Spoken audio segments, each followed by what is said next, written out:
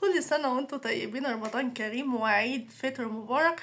طبعا الأيام الحلوة كلها والمناسبات جاية ورا بعض، شهر رمضان وراه عيد الفطر ولاحم فيه على طول عيد الأم وعيد ميلادي أنا كمان، عشان تبقوا ناسيين تقولولي كل سنة وانت طيبة يا روشة.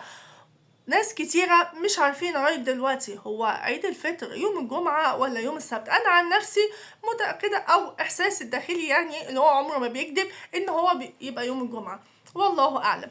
طبعا إحنا هنستنى الرؤية، بس في ناس كتيرة مش عارفين صلاة العيد إمتى، وأنا هنزل لكم هنا بصلاة العيد تبع كل محافظات. وما تنسونيش بدعوة حلوة.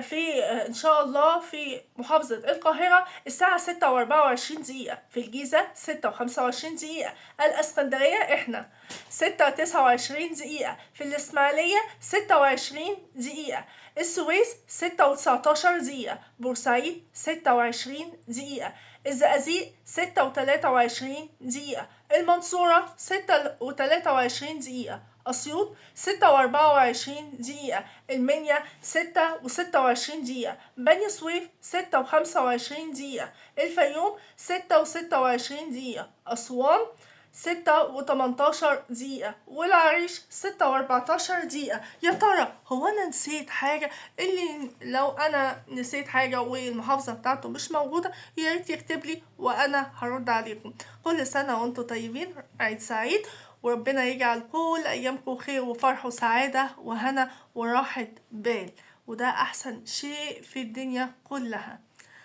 يا جماعة وانتوا بتصلوا العيد راحة كده، والناس اللي بيبقوا نازلين عشان منظره كده، بالله عليكم بلاشكم. الناس نازلة عشان تفرح وتهيص، وبكل احترام. رمضان كريم وعيد سعيد. ومين هيقولي كل سنة وانت طيبة يا روشة؟ حفظ الله.